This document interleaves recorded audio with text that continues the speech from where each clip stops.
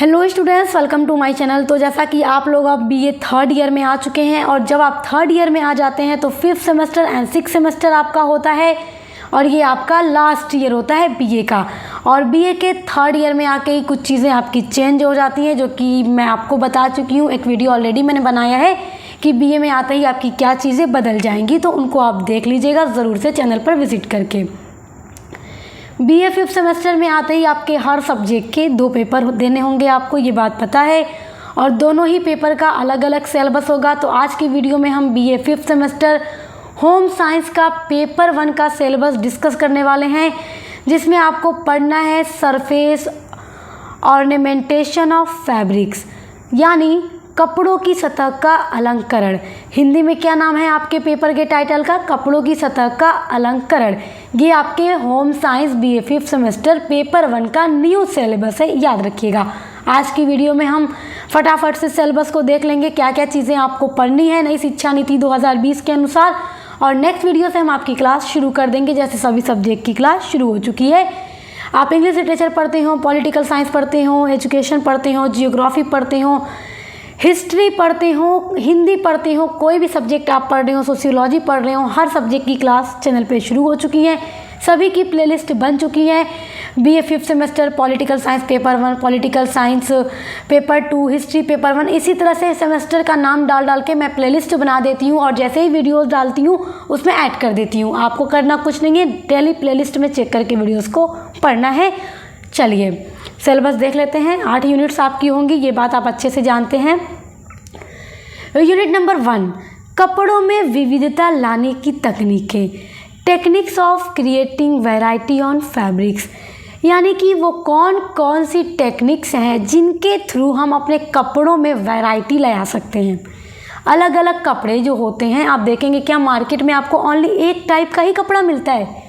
आप देखेंगे आजकल तो अलग अलग तरीके के फैब्रिक्स आने लगे हैं मार्केट में, जैसा आपको चाहिए वैसा आप लें। रेडीमेड कपड़े भी आते हैं और थान वाला भी आता है, जो पूरा रोल आता है, आपको पता होगा, जिसको जितने मीटर चाहिए कट करके लेते हैं, है ना। लड़कियां इसके बारे में अच्छे से जानती होंगी। हाँ, तो चलिए, सतह अलंकरण ये पहला आपका टॉपिक है।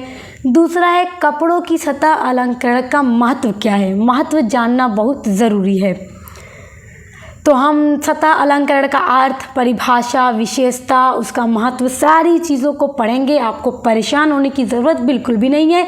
सक्सेस मास्टर पॉइंट आपको आपकी पूरी क्लास चैप्टर वाइज प्रोवाइड करता है, हर सब्जेक्ट की, प्लस मॉडल पेपर की वीडियोस एंड महासंग्राम क्लासेस आती रहती हैं, जिनके थ्रू आप अपने एग्ज़ाम की तैयारी कर सकते हैं।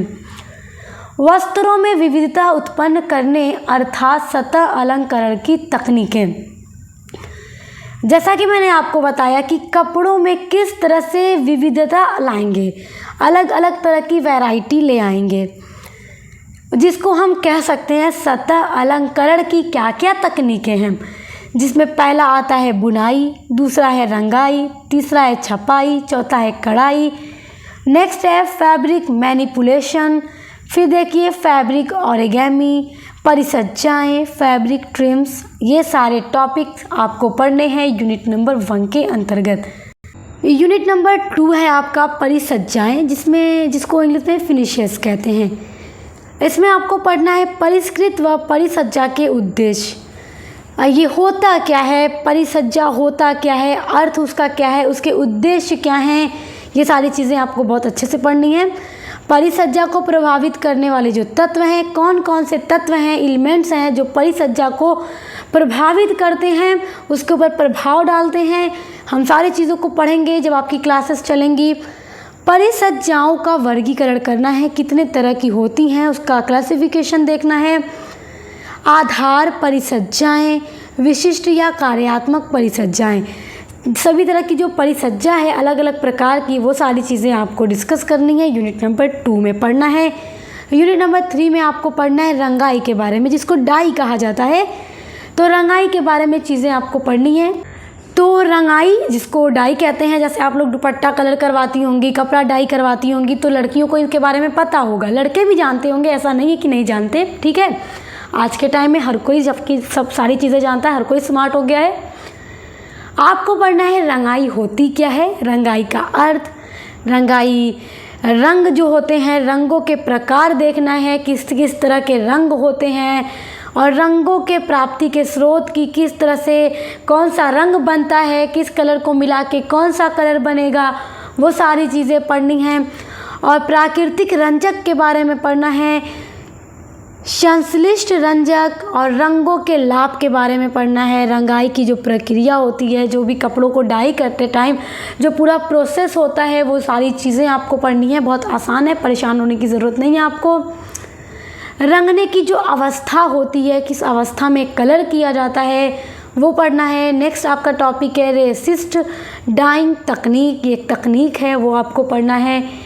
नेक्स्ट है आपका पटोला, बांधनी, बाटिक, इकत। देखिए ये सारे अलग अलग से टॉपिक हैं आपके यूनिट नंबर 3 के अंदर। अभी आप सोच रहे होंगे अरे ये सारी चीज़ें क्या हैं। बहुत से ऐसे लोग होंगे जो जान रहे होंगे और जो जिनके लिए ये सारे वर्ड्स नए होंगे, तो उन्हें भी परेशान होने की या घबराने की ज़रूरत नहीं है। जब क्लास कराई जाएगी आपको एक एक चीज़ के बारे में बहुत अच्छे से समझाया जाएगा, आपको नोट्स वीडियो में दिया जाएगा, तो परेशान होने की ज़रूरत बिल्कुल नहीं है। यूनिट नंबर 4 देखते हैं। यूनिट नंबर 4 है छपाई यानी प्रिंटिंग के बारे में। छपाई से आशय, छपाई का अर्थ, उसकी परिभाषा, उसकी विशेषता, छपाई की विधियाँ क्या हैं, किन किन तरह से छपाई की जाती है, रंगाई एवं छपाई के बाद सामानों का ट्रीटमेंट कैसे किया जाता है। बहुत इंपॉर्टेंट टॉपिक है और एग्ज़ाम में पूछा भी जाता है। सारी चीज़ें आपको पढ़ाई जाएंगी। अब देखते हैं आपका यूनिट नंबर 5। यूनिट नंबर 5 में आपको पढ़ना है पारंपरिक कशीदाकारी यानी ट्रेडिशनल एम्ब्रॉयडरीज़। देखिए आजकल कपड़ों पर आप देखते हैं साड़ी भी आती है, कपड़े भी आते हैं, दुपट्टे भी आते हैं, कढ़ाई वाले सूट आते हैं, कढ़ाई वाले, तो वो कढ़ाई की जाती है। मशीन होती है एम्ब्रॉयडरी मशीन, जिसके माध्यम से कढ़ाई की जाती है कपड़ों पर।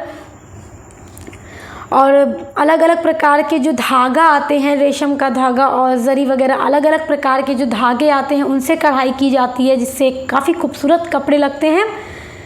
तो उन कढ़ाइयों के बारे में आपको पढ़ना है, जो पारंपरिक कढ़ाइयाँ होती हैं हमारे भारत में। देखिए भारत के पारंपरिक शिल्प का अर्थ आपको पहले पढ़ना है, इसका अर्थ क्या है एवं स्थिति क्या है भारत में इसकी। बहुत देखिए बहुत चीज़ें ये सब पसंद लोग करते हैं, बहुत अच्छा लगता है, कपड़ा बन जाता है। तो पारंपरिक जो कशीदाकारी है यानी हमारे भारत के विभिन्न विभिन्न राज्यों में जो अलग अलग प्रकार की एम्ब्रॉयडरीज़ होती हैं, उनके बारे में आपको पढ़ना है। जैसे कि आपको पढ़ना है कश्मीर की कशीदाकारी, और फिर कश्मीर कढ़ाई के अलग अलग जो प्रकार हैं, किस किस प्रकार की कढ़ाइयाँ होती हैं, वो आपको पढ़ना है। पंजाब की फूलकारी, पंजाब की फूलकारी के बारे में आपको पढ़ना है। और फूलकारी के क्या प्रकार हैं पंजाब फूलकारी के, वो आपको देखना है। और फूलकारी से संबंधित आवश्यक बातें आपको पढ़नी है, किन किन बातों का ध्यान रख के ही ये फूलकारी कशीदाकारी करना चाहिए। अगला है आपका टॉपिक लखनऊ की चिकनकारी, बंगाल का कांधा, कांधा से संबंधित आवश्यक बातें और कांधा का उपयोग करके बनने वाली जो वस्तुएं होती हैं। बड़ा महत्वपूर्ण आपका ये यूनिट है, यूनिट नंबर 5। कांधा के विभिन्न जो प्रकार हैं, उन प्रकार के बारे में आपको पढ़ना है। सारी चीज़ें आपको पढ़ाई जाएंगी सक्सेस मास्टर पॉइंट पर। जरदोजी कर्नाटक की कसूती, ये आपको पढ़नी है। मणिपुर की कढ़ाई के बारे में पढ़ना है। गुजरात की कच्छ कढ़ाई के बारे में पढ़ना है। काठियावाड़ की कशीदाकारी यानी कढ़ाइयों के बारे में पढ़ना है। काठियावाड़ी कशीदाकारी के प्रकार आपको पढ़ना है। सिंध की कढ़ाई पढ़ना है। अब आप देख सकते हैं भारत के अलग अलग राज्यों की जो फेमस कढ़ाइयाँ हैं, उनके बारे में, उनके प्रकार के बारे में और उनको करने से पहले जो आवश्यक बातें हैं, उन सभी को डिटेल में यूनिट नंबर 5 में पढ़ना है। बहुत इंपॉर्टेंट आपकी यूनिट नंबर 5 है। अब यूनिट नंबर 6 को देखते हैं। इसमें आपको पढ़ना है पारंपरिक वस्त्र, ट्रेडिशनल टेक्सटाइल्स के बारे में पढ़ना है। टेक्सटाइल्स होगा, ठीक है, ये टी होगा, टेक्सटाइल्स।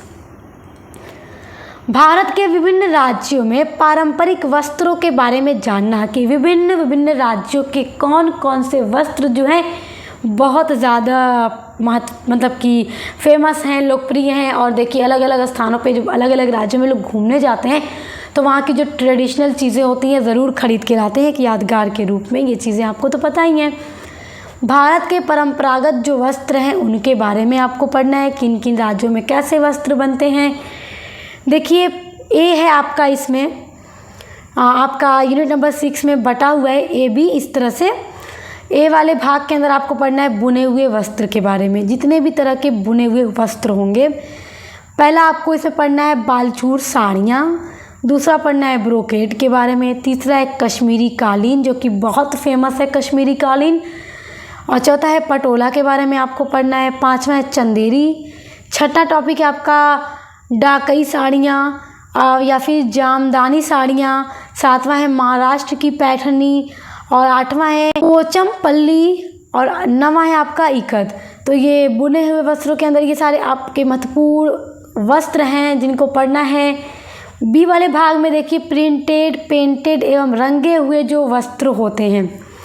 बुने हुए वस्त्र का मतलब जो मशीनों के द्वारा, पावर लूम के द्वारा बनाए जाते हैं कपड़े, उनके बारे में आपको पढ़ना था। अब आप ये मत सोचिएगा कि बुने हुए का मतलब जो ऊन से बुना जाता है। यहाँ पर जो अलग अलग प्रकार के पावर लूम मशीनों का यूज़ करके कपड़े तैयार किए जाते हैं वो पढ़ना है आपको।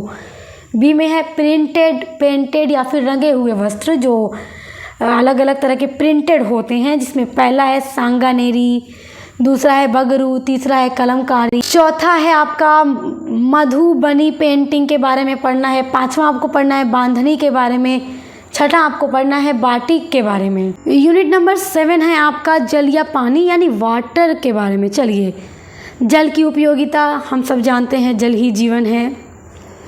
जल के गुण, जल की अवस्थाएं, जल के स्रोत क्या हैं, कपड़ा उद्योग में पानी, कपड़ा के उद्योग में पानी की क्या उपयोगिता है, कपड़ा उद्योग में पानी का उपयोग कैसे किया जाता है, ये सब देखिए। कॉमा ध्यान देते रहिएगा, ये सब आपके अलग अलग टॉपिक हैं यूनिट नंबर 7 के, कॉमा पे नज़र डालते रहिएगा। प्रसंस्करण के लिए उपयोग किए जाने वाले पानी के जो प्रकार हैं अलग अलग, वो सारी चीज़ें पढ़नी हैं। जल का वर्गीकरण पढ़ना है, पानी की कठोरता के बारे में पढ़ना है, जल की कठोरता के जो जो प्रकार हैं वो पढ़ना है, और कठोरता को दूर करने के क्या उपाय हैं, अस्थायी कठोरता दूर करने की जो विधियां हैं उस पूरी विधि, उस पूरे प्रोसेस को आपको पढ़ना है। ये आपको यूनिट नंबर 7 में पढ़ना है। काफ़ी सिंपल है, बहुत जल्दी जल्दी आपकी क्लास कंप्लीट कराई जाएगी। चलिए यूनिट नंबर 8 पर नज़र डाल लेते हैं। ये आपकी आखिरी यूनिट है। आप लोग सोच रहे होंगे कि मैम टॉपिक तो बहुत हमारे ज़्यादा लग रहे हैं, तो देखिए सीधे भी तो हैं, आपको परेशान होने की ज़रूरत नहीं है। आपको सक्सेस मास्टर पॉइंट सारी क्लास अवेलेबल कराएगा, आपको परेशान नहीं होना है। हर सब्जेक्ट की कराई जाती है, ये बात आप अच्छे से जानते हैं। यूनिट नंबर 8 है वस्त्रों की लॉन्ड्री यानी कि धुलाई एवं ड्राई क्लीनिंग। देखिए ड्राई क्लीनिंग बहुत बार आप लोग देखेंगे, जब आप रेडीमेड कपड़ा लेते हो, महंगी साड़ियाँ अगर आप लेते हो, कुर्ती भी लेते हो, जो भी आप महंगे कपड़े लेते हो उस पर दिया जाता है ड्राई क्लीनिंग कराएं। तो उन सभी चीज़ों के बारे में पढ़ना, उसकी उपयोगिता क्या है, किस तरह के कपड़े पे कराई जाती है, ये सारी चीज़ें आपको पढ़ना है। अलग अलग प्रकार के जो कपड़े होते हैं, कॉटन का कपड़ा, रेशम का कपड़ा, अलग अलग तरह का मुलायम जो कपड़ा होता है, अलग अलग उनके धुलाई कैसे करनी चाहिए। देखिए बहुत जो हैवी ड्रेसेस होते हैं उनको बहुत रगड़ रगड़ के ब्रश की मदद से नहीं धुलना चाहिए, वो जल्द ख़राब हो जाएंगे। वस्त्रों की धुलाई की आवश्यकता या उद्देश्य क्या है। अब देखिए ये तो बहुत आसान है आपके लिए, कपड़े क्यों धुलते हैं आप बताइए। आप पहना हुआ कपड़ा क्या उतार के नहा के वैसे ही गंदा कपड़ा आप अलमारी में रख देंगे? कभी नहीं, कोई इंसान नहीं रखेगा।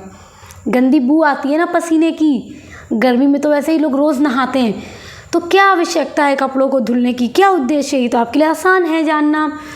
घर पर वस्त्र धुलाई के लाभ क्या हैं। आप बाहर देकर धुलवाइए, जो लॉन्ड्री वगैरह होती है वहाँ आपके चार्ज भी लगेंगे। आप घर पे धुलेंगे तो आप कपड़ों को अपने अकॉर्डिंग अच्छे से धुलेंगे और कपड़े आपके ख़राब भी नहीं होंगे। धुलाई धब्बे छुड़ाने की विधियाँ जो हैं, कपड़े पे दाग धब्बे लग जाएं तो धुलाई की उचित विधि क्या है, ड्राई क्लीनिंग की क्या प्रक्रिया है, पूरा प्रोसेस क्या होता है, सारी चीज़ें आप पढ़ के समझ जाएंगे।